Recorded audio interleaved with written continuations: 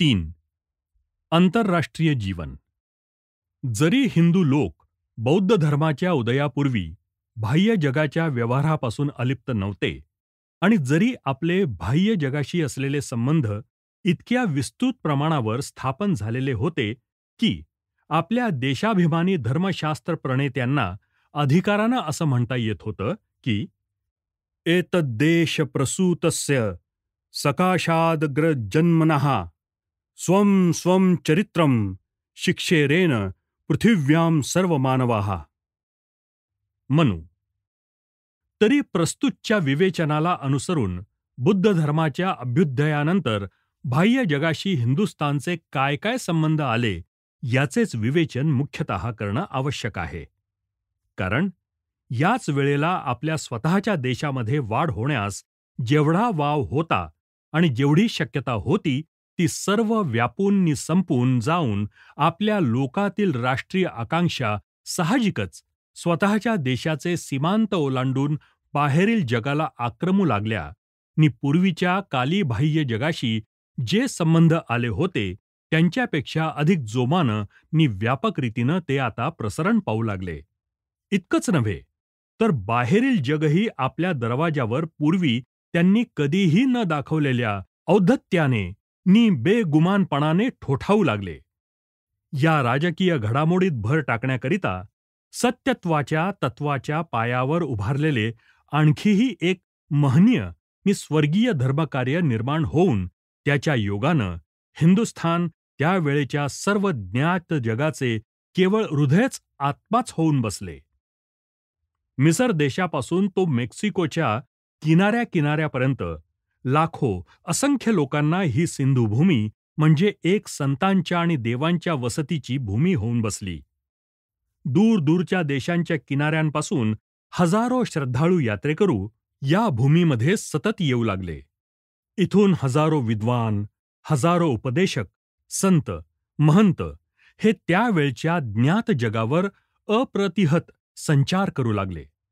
परंतु बाह्य देशातील लोकांनी आपणास सिंधू अथवा हिंदू म्हणूनच संबोधण्याचे चालू ठेवल्याने आत येणाऱ्या आणि बाहेर जाणाऱ्या या दोनही प्रवाहांनी आपले सिंधू अथवा हिंदू हेच आपले राष्ट्रीय नामाभिधान दृढमूल करण्यात कल्पनातीत सहाय्य केले.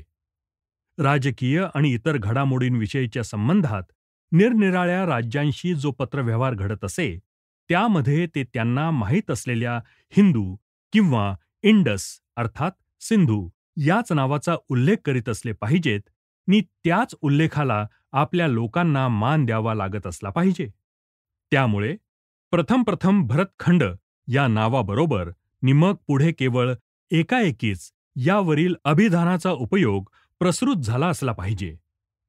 परंतु हे एक आश्चर्यच आहे की जरी सर्व जगामध्ये आपले हे नामाभिधान प्रमुखत्वाने प्रस्थापित करण्यास बुद्ध धर्माचा अभ्युदय कारण झाला, आपण स्वतःला हिंदू याच नावाची जाणीव अधिक उन्नत झाली, तरी बुद्ध धर्माचा ऱ्हास झाल्यावर देखील हीच परंपरा अधिक जोरानं पुढेही सुरू राहिली.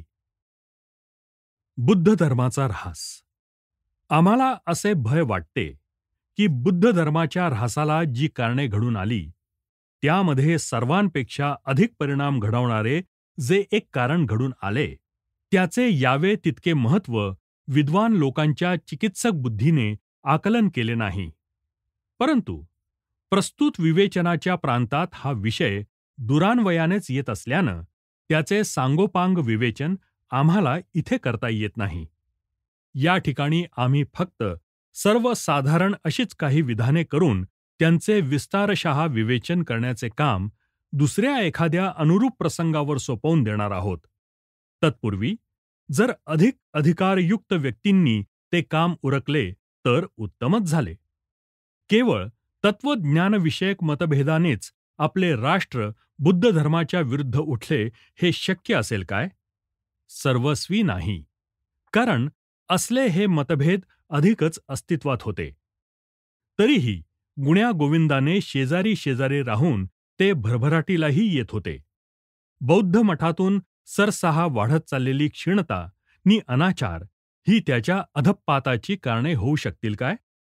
सर्वथा नाही, कारण काही काही भिक्षूंच्या विहारांमधून स्वैरवृत्ती, आळशी, नीतिभ्रष्ट नि भेदाभेद विचारशून्य अशा स्त्री पुरुषांचा समूह जरी दुसऱ्यांच्यावर जीवावर आपला योगक्षेम चालवित होता नि जे स्वतःचे नव्हे अशा द्रव्याचा व्यय दुर्लौकिकाच्या व्यवहारामध्ये करीत होता, तरी काही काही ठिकाणी पूर्वीच्या त्या महाबुद्धिमान अशा अहर्त नि भिक्षू संन्याशांची परंपरा काही अगदीच निश्चेष झाली नव्हती, किंवा असल्या तऱ्हेचे दुराचारी लोकांचे अस्तित्व काही फक्त बुद्ध विहारांमध्येच नव्हते.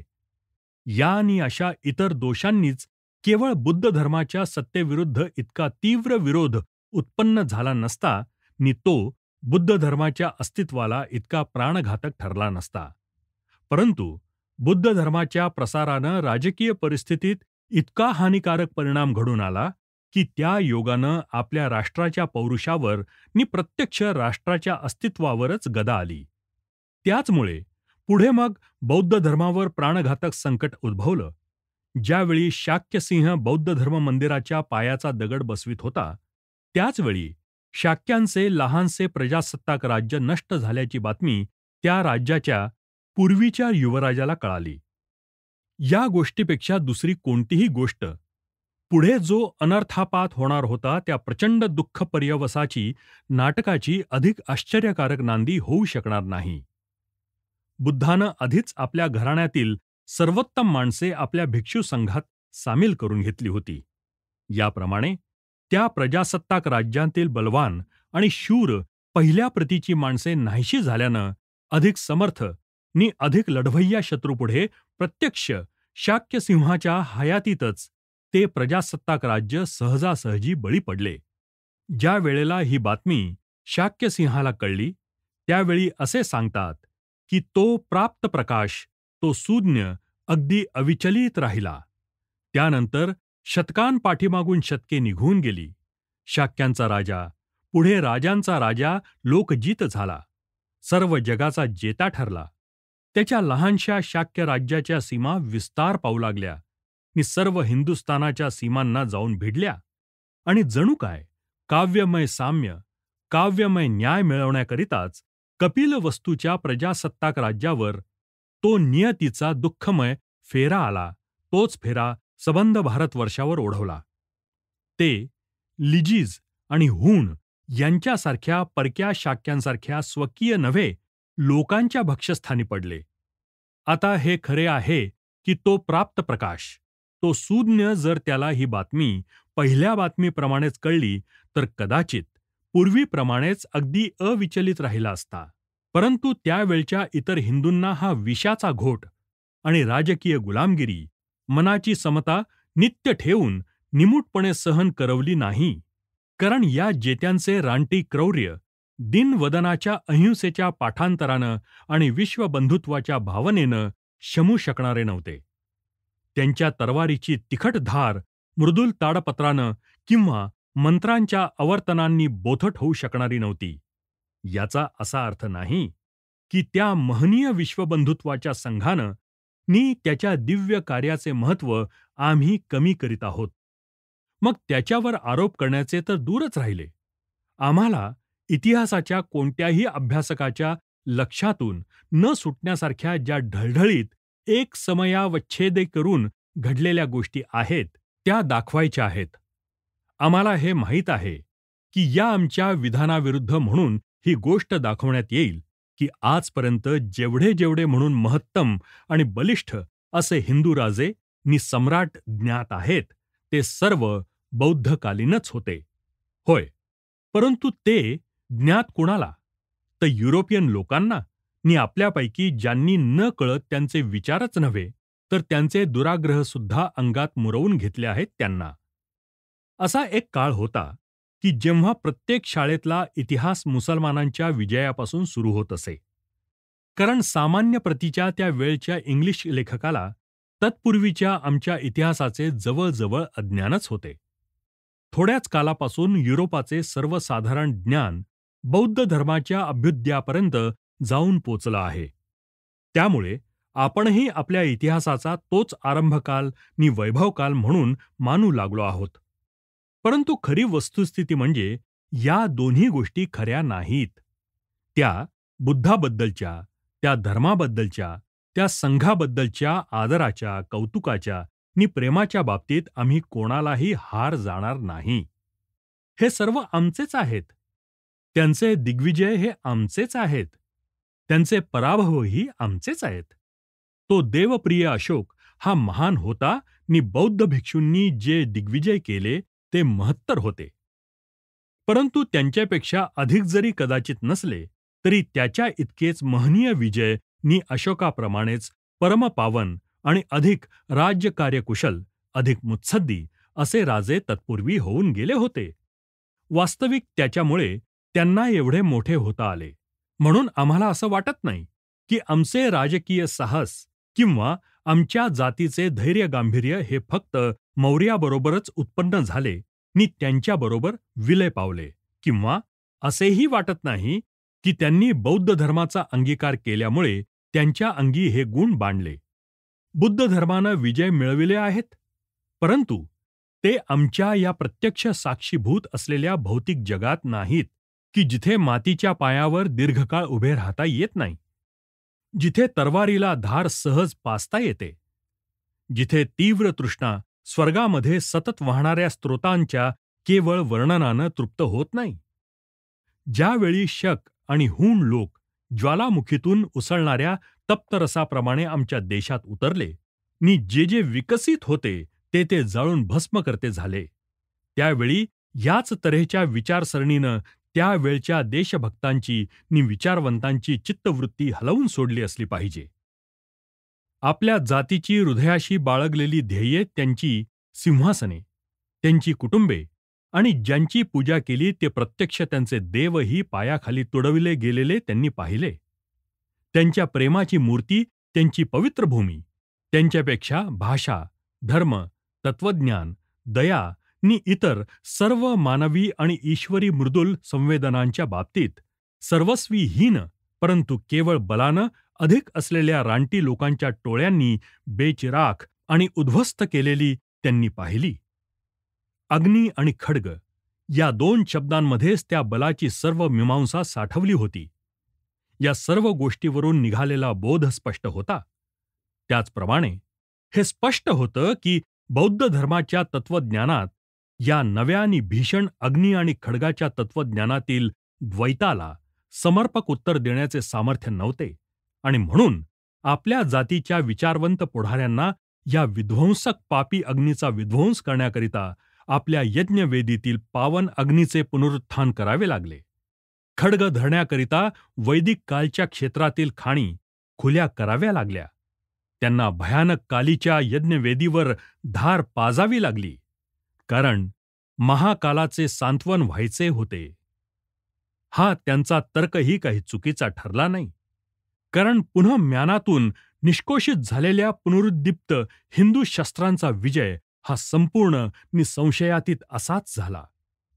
ज्यानं परकीय लोकांना हिंद भूमीमधून पिटाळून बाहेर फेकून दिले तो विक्रमादित्य, आणि ज्यानं तारतरींनी मंगोलियामध्ये जाऊन त्यांच्या गुहांमध्ये पकडून त्यांना प्रायश्चित्त दिले तो ललितादित्य, हे दोघेही एकमेकांचे पूरक होते. नुसत्या नीतिनियमांना जे साध्य करता आलं नाही ते शौर्यानं घडवून आणलं. पुन्हा एकदा ही आर्य जाती वैभवाच्या शिखरावर आरूढ झाली आणि आपल्या प्रभावानं राष्ट्रजीविताच्या प्रत्येक शाखेत चैतन्य उत्पन्न केले गेले.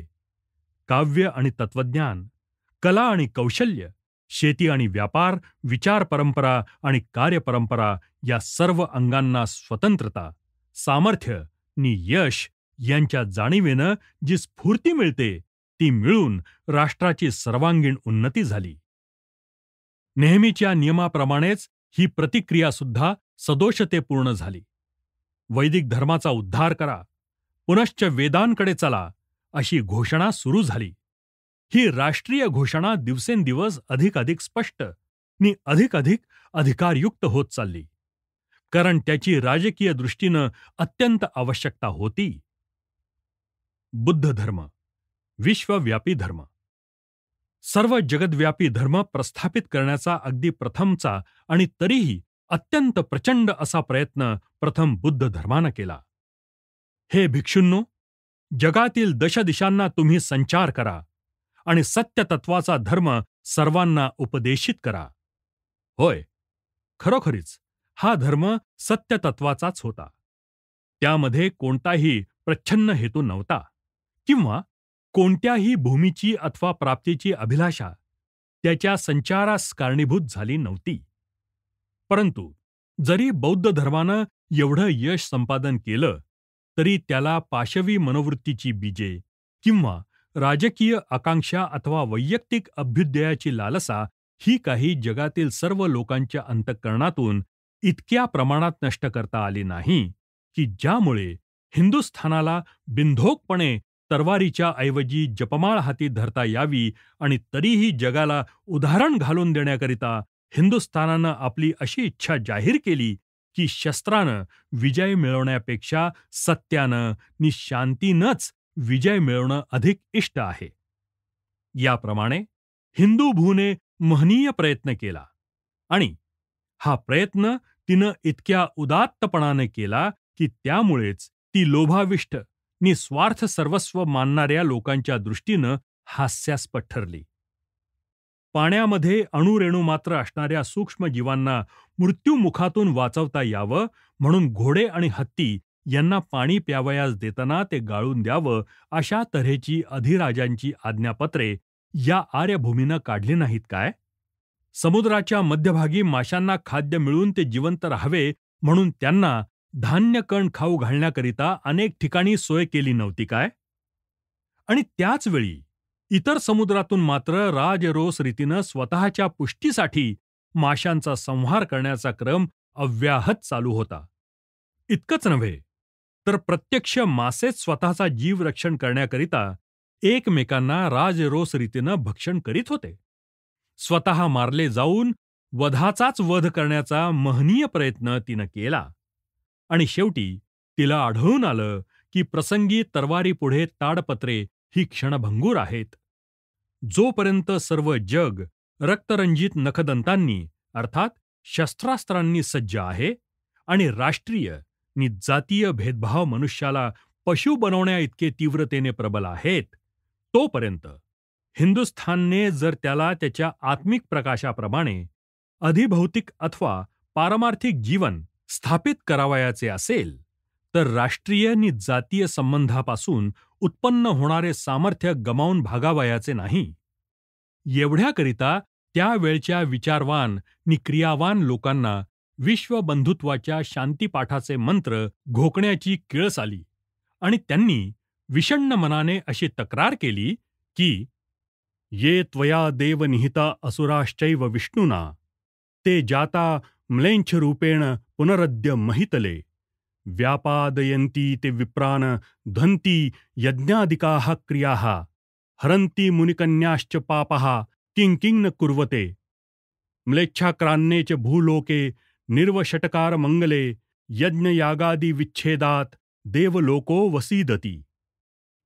ज्या भूमीने विश्वस्त अंतःकरणानं स्वतः भिक्षुकांची वस्त्रे परिधान केली होती आणि तरवार त्याग करून जपमाळ धारण करून अहिंसेचे नि अनत्याचाराचे व्रत अंगीकारले होते, त्या निसर्गसुंदर भूमीला ज्यांनी लुटून उद्ध्वस्त केली, त्या शक नि हूण लोकांच्या जंगली टोळ्या जेव्हा सिंधूच्या पार नि त्याच्याही पलीकडे पेटाळून लावल्या गेल्या आणि ज्यावेळी एक सबळ राष्ट्रसत्ता प्रस्थापित केली गेली, त्यावेळी तत्कालीन राष्ट्रधुरीणांच्या हे लक्षात आले असले पाहिजे की जर या नूतन निर्माण केलेल्या राष्ट्रसत्तेला फक्त नितांत राष्ट्रीय धर्माचा पाठिंबा दिला तर त्यापासून केवढे तरी सामर्थ्य प्राप्त होईल.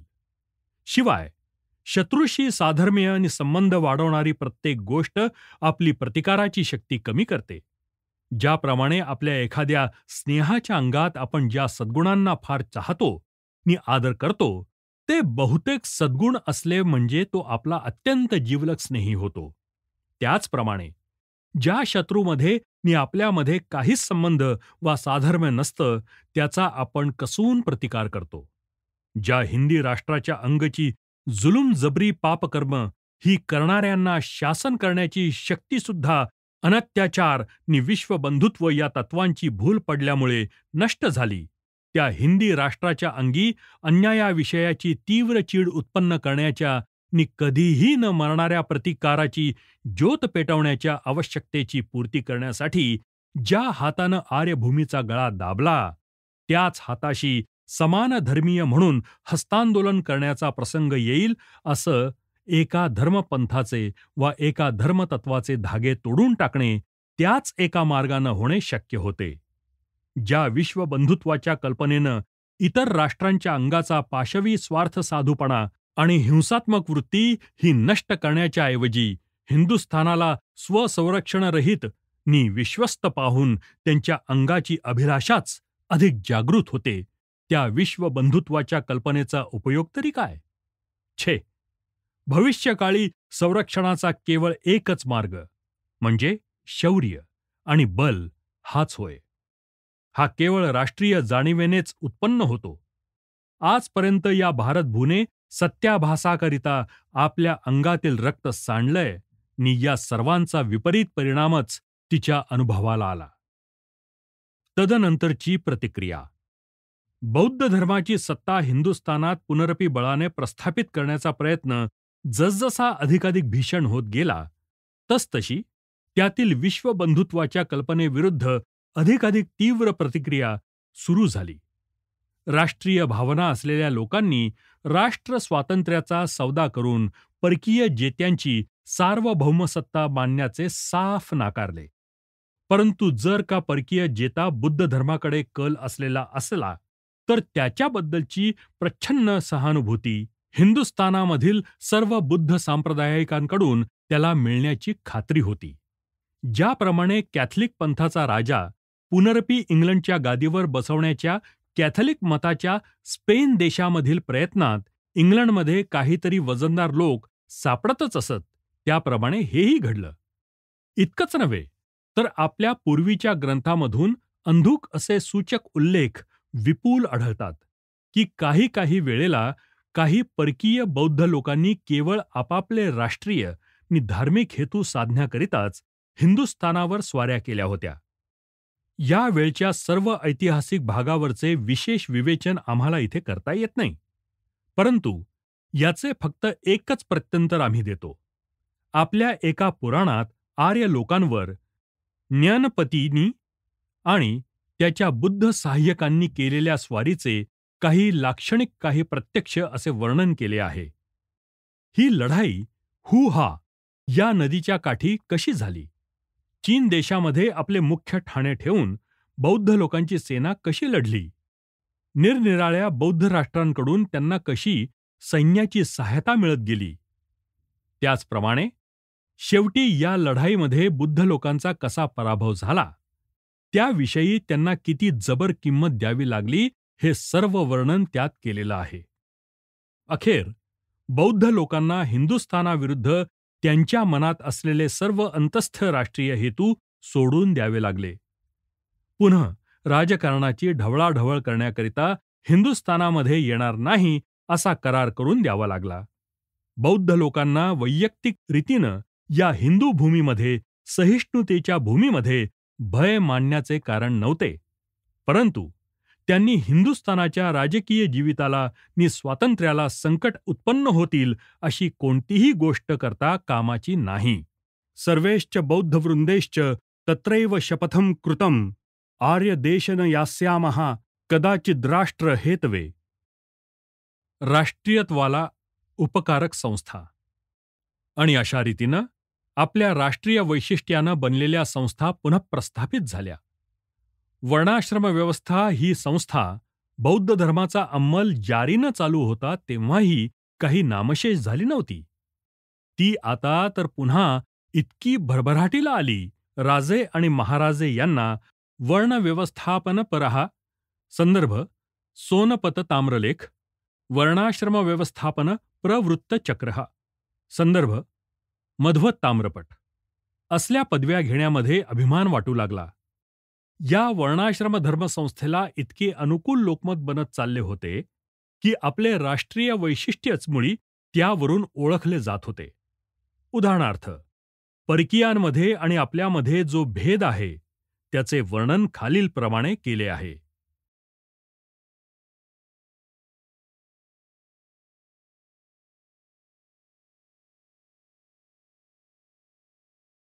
यावरून साहजिकच असा निर्बंध झाला की ज्या देशातले लोक आपल्यातील वर्णव्यवस्थेसारख्या संस्थांशी असहिष्णुतेच्या भावनेनं वागणारे नि पुष्कळ वेळा तर प्रखर शत्रुत्व करणारे असे आहेत, जिथे आपल्या धर्माप्रमाणे अक्षरशः वागण्याइतके संरक्षण मिळणं शक्य नाही, अशा देशांच्या किनाऱ्याला जाऊ नये. ही प्रतिक्रिया जरी परमावधीची होती, तरी राजकीय दृष्टीनं समजण्यासारखी होती.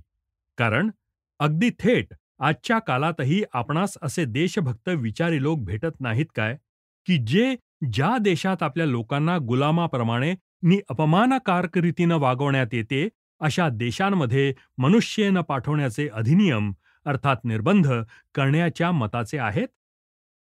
वंश संकर याप्रमाणे हिंदुस्थानमध्ये बुद्ध धर्माचा जो ऱ्हास झाला, त्याचे कारण नि त्याचप्रमाणे त्याचे पर्यवसान ही केवळ राजकीय नि राष्ट्रीय दृष्टीने आवश्यक होती.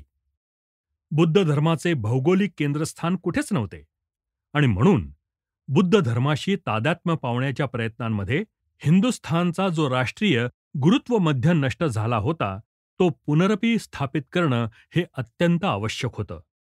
ज्यावेळी एखाद्या सचेतन वस्तूप्रमाणे आपले राष्ट्र तीव्र जाणीवेनं स्वसंवेद्य बनले आणि परकीयांशी प्रत्यक्ष विरोध सुरू झाला, त्यावेळी नैसर्गिक रीतीनेच ते आपल्यामध्ये नि परकीयांमध्ये असलेले भेद स्पष्ट करू लागले आणि आपल्या निवासस्थानाच्या मर्यादा आखून घेऊ लागले.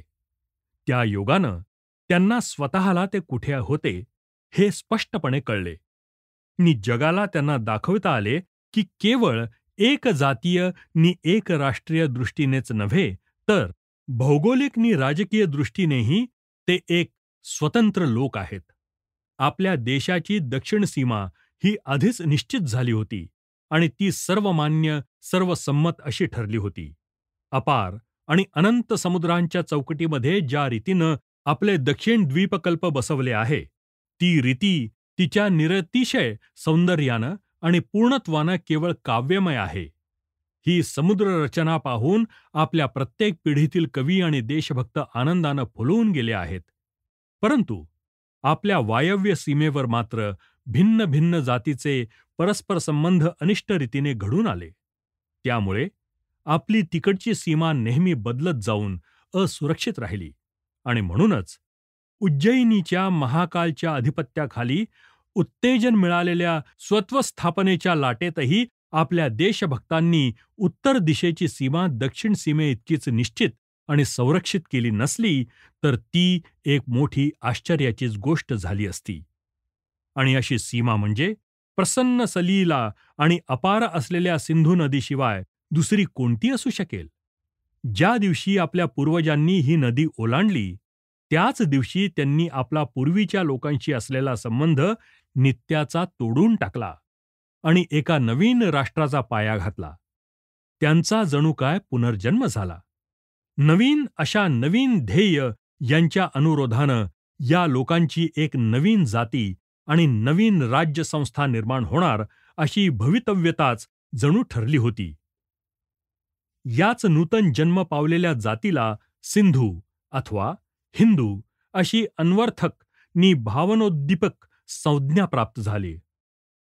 पुनश्च वेदांकडे आपल्या सीमेला सिंधू नदीशी संगत करण्याचा प्रयत्न म्हणजे आपली सीमारेखा उगीच काहीतरी फिरवाफिरवीत होती असं नाही.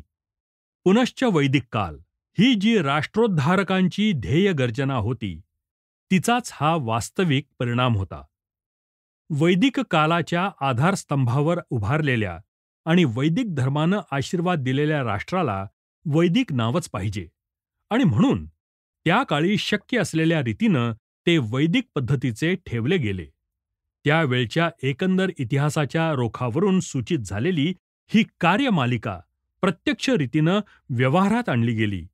कारण देशप्रेमानं लिहिल्या गेलेल्या पुराणांपैकी एका पुराणात असं निश्चयानं लिहिलेलं आहे की प्रख्यात विक्रमादित्याचा नातू शालिवाहन यानं परकीय लोकांचा हिंदुस्थान जिंकण्याचा दुसरा प्रयत्न निष्फळ करून त्यांना सिंधू नदीच्या पार हाकून लावल्यावर एक राजाज्ञापत्र काढलं आणि असं जाहीर केलं की त्या वेळेपासून सिंधू नदी हीच हिंदुस्थान नि परकीय देश यांच्यामधली सीमा समजली जावी. एतस्मिन्नन्तरे तत्र शालिवाहन भूपतिः विक्रमादित्य पौत्रश्च पितृराज्य प्रपेदिरे जित्वा शकान दुराधर्षान चीन तैत्तिरदेशजान बाल्हिकान कामरूपाश्च रोमजान्युखुरजान शठान तेषां कोशान् गृहीत्वा च दण्डयोग्यान् कारयत स्थापिता तेन मर्यादा म्लेच्छायिणा पृथक् पृथक् सिन्धुस्थानम् इति ज्ञेयं राष्ट्रमार्यस्य चोत्तमम् म्लेच्छस्थानं परम सिंधो कृतं तेन महात्मना. सिंधुस्थान ज्या विषयीचा आपल्याजवळ ऐतिहासिक पुरावा आहे असे आपल्या देशाचे जुन्यातले जुने नाव म्हणजे सप्तसिंधू अथवा सिंधू स्वयं भारतवर्ष हे नाव सुद्धा यानंतरचे आहे. त्यात एक प्रकारचा वैयक्तिक अर्थ गर्भित आहे. एखाद्या व्यक्तीचा लौकिक, मग ती व्यक्ती कितीही लोकोत्तर असो, काल जसजसा व्यतीत होतो तसतसा मंदप्रभ होत जातो.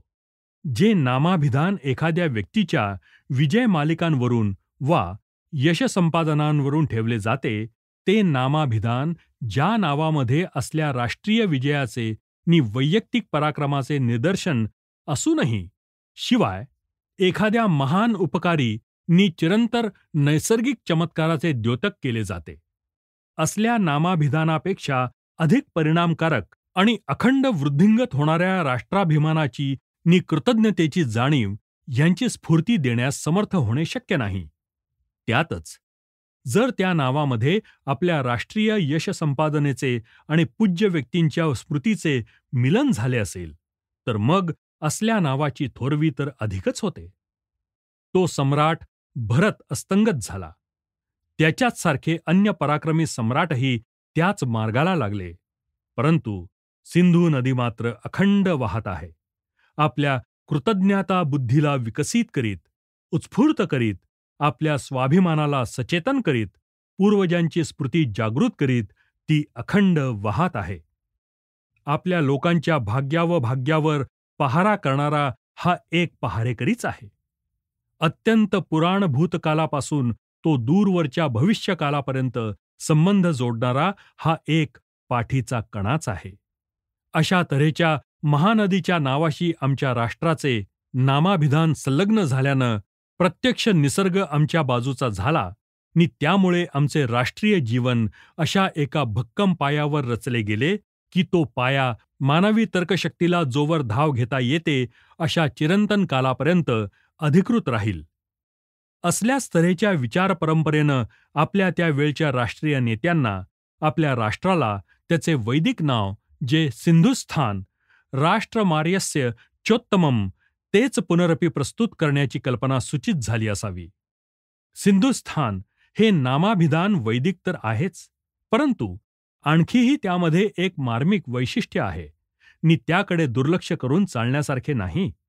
सिंधू या शब्दाचा संस्कृत भाषेमधला अर्थ काही फक्त सिंधू नदी एवढाच नाही, परंतु समुद्र असा त्याचा एक अर्थ आहे. समुद्र रत्ना दक्षिण द्वीकल्पाला कमरपट्ट्याप्रमाणे वेष्टिणारा हा जो सिंधू तो सिंधुस्थान या नावात अभिप्रेत असल्यानं आपल्या देशाच्या जवळजवळ सर्व मर्यादा केवळ एका शब्दामध्ये ग्रथित केल्या जातात. ब्रह्मपुत्रा ही एक सिंधू नदीचीच शाखा आहे. सिंधू नदी हीच हिमालयाच्या पूर्व नि पश्चिम पठारावरून वाहत जाऊन दोन प्रवाहरूपांनी पूर्व नि पश्चिम दिशांची सीमा बनते. ही कल्पना जरी आपण यथार्थ न मानली तरी सुद्धा ही गोष्ट सिद्धच आहे की सिंधू नदी ही आपल्या प्रवाहांनी उत्तर नि पश्चिम दिग्भ्रांताला वेष्टून टाकते नि म्हणून सिंधुस्थान हे नाव आपल्या मातृभूमीची समग्र संपूर्ण प्रतिमा एकदम डोळ्यापुढे उभी करते. त्यावरून एकदम अर्थबोध होतो की सिंधू नदीपासून सिंधू अर्थात समुद्रापर्यंत जी भूमी विस्तारली आहे तीच आमची मातृभूमी आहे. कोण आर्य यावरून अशी कल्पना मात्र करता कामा नये की सिंधू हे नाव आमच्या पूर्वजांना केवळ या भौगोलिक वैशिष्ट्यांवरूनच पसंत पडले. कारण असं निक्षून प्रतिपादन केलेलं आढळतं की या नावापासून उत्पन्न होणारा अर्थ काही केवळ भौगोलिक नाही, तर राष्ट्रीयही आहे. सिंधुस्थान म्हणजे काही फक्त जमिनीचा तुकडाच नाही, तर ते एक राष्ट्र आहे की जे राष्ट्र सर्वदा वस्तुतः जरी नसलं तरी ध्येय रूपानं एक राष्ट्रपद पावले होते. राज्ञः राष्ट्रम. त्याचप्रमाणे याच्याबरोबर हे अगदी स्पष्ट होतं की जी संस्कृती या सिंधुस्थानामध्ये उत्कर्ष पावली आणि जे लोक त्या संस्कृतीमध्ये वाढले ते वैदिक कालामध्ये असलेल्या सिंधूप्रमाणेच होते. सिंधुस्थान हे राष्ट्रमार्यस्य चोत्तमम होते.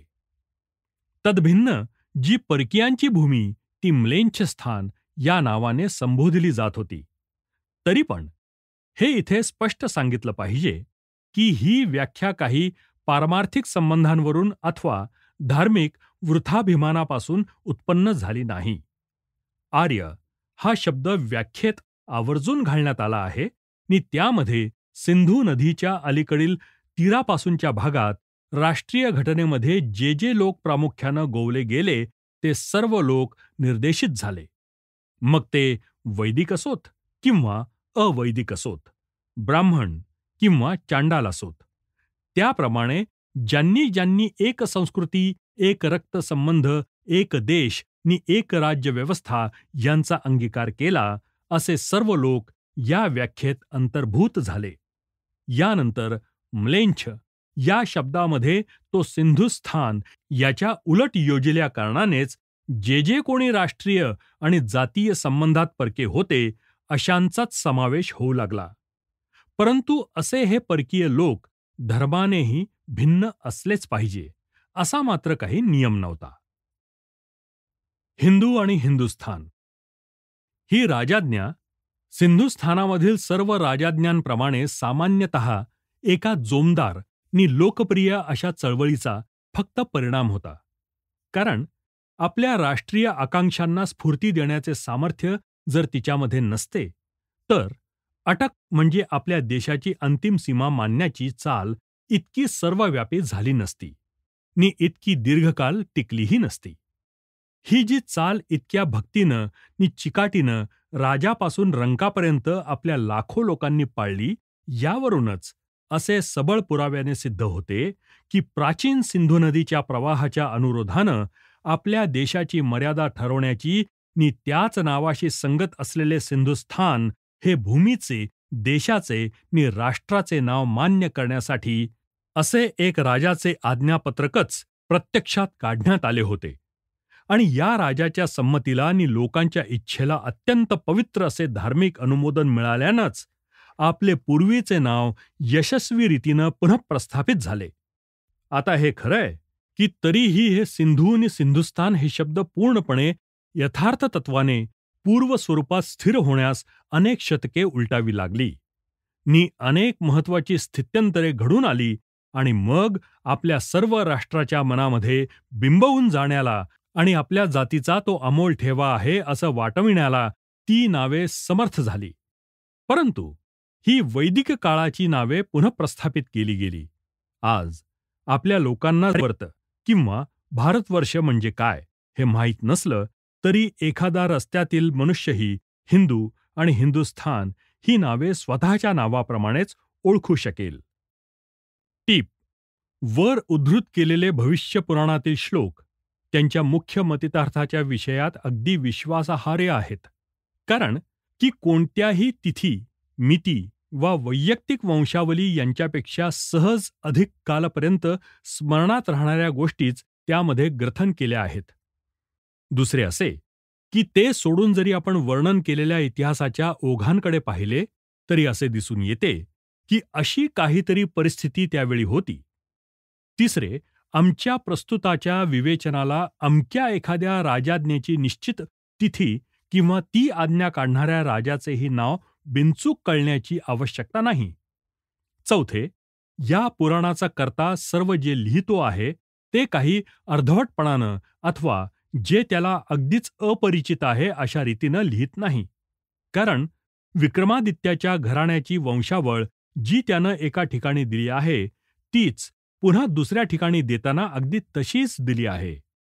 ज्या लेखकाला एखाद्या घराण्याची वंशावळ पूर्णपणे माहीत आहे, त्याच लेखकाला त्या घराण्यातील प्रख्यात राजांच्या निदान प्रमुख गोष्टी तरी माहीत असण्याचाही संभव आहे.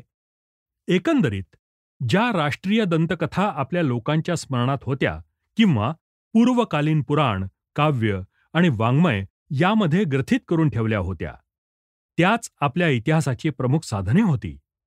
तशा त्या असल्याही पाहिजेत. त्यांच्यामधील पृथक गोष्टीबद्दल शंका असू शकतील. त्यातील तिथी, दिनांकाचा शोध करून चुकीच्या ठरल्यास अविश्वसनीय होतील. परंतु केवळ तिथे काही असंबद्ध वर्णन आहे किंवा तिथे काही अद्भुत अतिशयोक्ती आहे, एवढ्याच कारणानं काही त्या सर्वस्वी त्याज्य ठरणार नाहीत. कारण हे असे अतिशयोक्तीचे आणि असंबद्धतेचे प्रकार आपणाला मनुष्यजातीनं लिहिलेल्या प्रत्येक लिखितात आढळून येतील.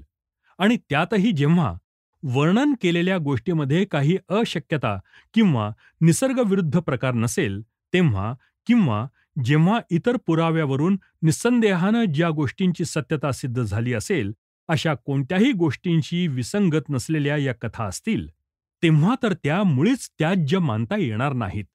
कोणत्या तरी परकीय ग्रंथकाराच्या पुराव्यानं सिद्ध झाली नाही तोपर्यंत कोणतीही पुराणातील गोष्ट खरीच मानावयाची नाही. ही प्रवृत्ती अत्यंत विवेकशून्यतेचे लक्षण आहे. यापेक्षा अधिक शहाणपणाची पद्धती म्हणजे आपल्या ग्रंथावर विश्वास ठेवायचा, विशेषतः जिथे सर्वसाधारणपणे कथा आणि गोष्टी सांगितल्या असतील, नि जर त्याविरुद्ध अधिक विश्वसनीय नि कमी संशयास्पद असा एखादा पुरावा आढळला असेल तर, आणि आपले कोणाला तरी हे कल्पना तरंगात अशक्य असे वाटले म्हणून नव्हे, मग त्या त्याज्य समजाव्या. या भविष्य पुराणाचीच गोष्ट घ्या. याच्यामध्ये काही असंबद्ध आणि अविश्वसनीयही गोष्टी आहेत. म्हणूनच ते सर्व अविश्वसनीय मानावयाचे काय? आणि प्लुटार्क तरी यापासून अलिप्त आहे का? सिकंदराच्या जन्मासंबंधी काही अद्भुत वर्णने केली आहेत, म्हणून प्रत्यक्ष सिकंदराचे अस्तित्वच आपण नाकारावयाचे आहे का?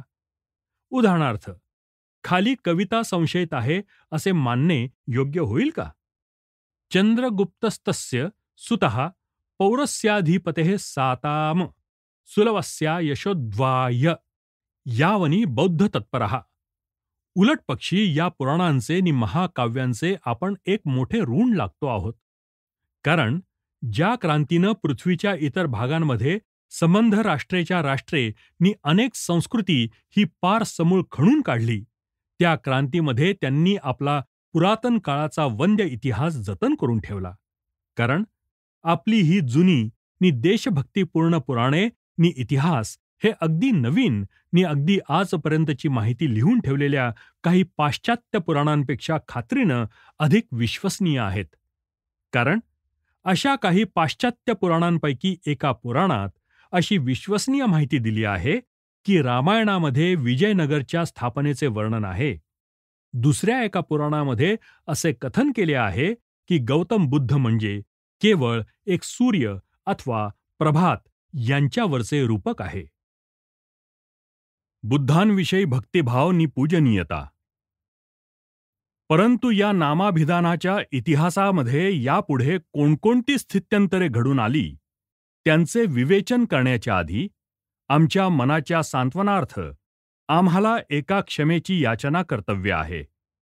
विवेचनाचा हा भाग लिहित असताना आम्ही आमच्याच मनोवृत्ती दुखावल्या आहेत आणि म्हणून आम्ही क्षणाचाही विलंब न करता हे सांगून टाकतो की हिंदुस्थानमध्ये बुद्ध धर्माचा जो ऱ्हास झाला, त्याच्या राजकीय आवश्यकतेची मीमांसा करताना आमच्या लेखणीतून जे थोडेसे कठोर शब्द निघाले, त्यावरून कोणीही असे लवमात्र मानू नये की आमच्या मनात बौद्ध धर्माविषयी काही मोठासा आदर नाही.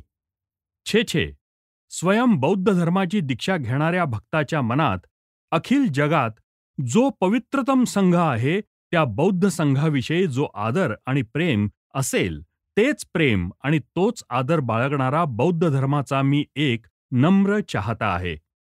बौद्ध धर्माची दीक्षा मी घेतली नाही त्याचे कारण हा संघ माझ्या योग्यतेचा नाही असं नव्हे, तर मी त्या संघाच्या पवित्र मंदिरात पदार्पण करण्याला पात्र नाही हे होय. आणि हे मंदिर आज जे अनंत कालपर्यंत टिकले आहे, ते त्याचा पाया खडकाच्या पायावर उभारलेल्या अचिरस्थायी मोठमोठ्या राजवाड्यांच्या पायाप्रमाणे घातला नसून तत्वांच्या भक्कम पायावर ते रचले गेले आहे म्हणून होय. मनुष्याला त्याच्या पाशवी प्रवृत्तीपासून परावृत्त करण्याचा प्रथमचा आणि अत्यंत यशस्वी असा प्रयत्न प्रथम संकल्पित करून त्यास मूर्त स्वरूप देऊन शतकेच्या शतके तो अव्याहत ज्यांनी चालू ठेवला अशा तेजस्वी धर्मोपदेशकांची मालिका अहरत भिक्षू यांची परंपरा याच हिंदुस्थानामध्ये जन्माला आली होती. इथेच त्यांनी जीवनदुग्धप्राशन केले आणि याच भूमीला मातृभूमी म्हणून वंदन केले. या सर्व गोष्टींची जाणीव आमच्या अंतःकरणात उत्पन्न होऊन शब्दांनी वर्णन न करता येण्यासारख्या भावना दाटून येतात. आणि या संघाविषयी जर आमच्या अशा मनोवृत्ती आहेत, तर मग तो संघ ज्यांनी प्रस्थापित केला त्या संस्थापकाविषयी, त्या बुद्धाविषयी, त्या ज्ञानदीप्ताविषयी आम्ही कोणत्या भाषेत आमच्या मनोवृत्ती दिग्दर्शित करू? हे तथागत, सर्व मनुष्य जातीतला मी हीन दीन, केवळ माझी नितांत रिक्तता नि माझे नितांत अज्ञान यांचाच अहेर घेऊन तुझ्याकडे येतो. जरी आपल्या बोधाचा सारांश मला आकलन करता येत नाही असे मला वाटते, तरी मला पूर्ण विश्वास आहे की ते तसे होणेच स्वाभाविक आहे. कारण आपला उपदेश हा देवलोकीच्या वाणीतून निःसृत झाला आहे. परंतु माझी श्रवणेंद्रिये आणि माझी आकलनशक्ती ही या ऐहिक प्रत्यक्ष प्रमाणमय जगाचा शब्दघोष ऐकण्यास शिकली आहे. भगवन कदाचित असेल की आपले पदार्पण या जगामध्ये फार लवकर झाले आणि ज्यावेळी हे सर्व जग अगदी बाल्यावस्थेत होते नि प्रकाश नुकताच कुठे फाकू लागला होता, तोच आपण आपली पताका फडकाविली. म्हणून या जगाला आपल्या भरारीबरोबर चालता येत नाही नि आपल्या दैदिप्यमान पताकेकडे दृष्टी लावता लावताच ती अंधुक होऊन दिपून जाते. जोपर्यंत उत्क्रांती तत्वानं घालून दिलेला नियम चला नाम चला भक्षा दंष्ट्रुणामेंप्य दंष्ट्रुणाः अहस्ताना सहस्ताश्च शूराणा चैव भीरवहा. संदर्भ मनू हा अतीत अप्रतिहार्यतेनं नि भयंकर प्रामुख्यानं जगात वावरत आहे. नि ह्याचा नकार सत्याच्या नियमाने की जे सत्याचे नियम अत्यंत तेजस्वीपणानं नि मोहकतेनं चकाकीत झाले आहेत, पण केवळ आकाशात ज्याप्रमाणे चांदण्या चमकाव्या त्याप्रमाणे अत्यंत अंतरावरूनच चमकत आहेत, अशा नियमाने होऊ शकत नाही. तोपर्यंत राष्ट्रीयत्वाच्या भावना, विश्वबंधुत्वाची पताका फडकवण्याचे नाकारीतच राहतील. तरीही आमचे देव आणि देवता यांच्या पूजनांनी सन्मानित झालेली हीच राष्ट्रीय पताका जर तो शाक्यसिंह त्याखाली नसता तर जरा हतप्रभच दिसली असती.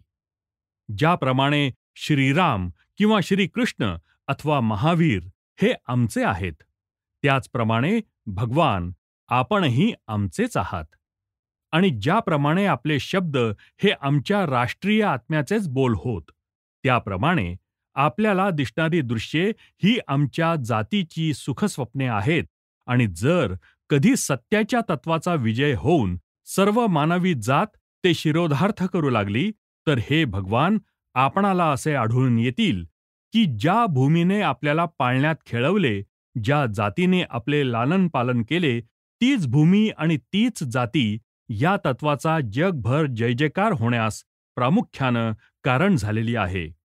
प्रत्यक्ष आपल्याला जन्म देणं या गोष्टीनेच केवळ हे सिद्ध होत नसेलच, तर त्या गोष्टीने ते सिद्ध होईल.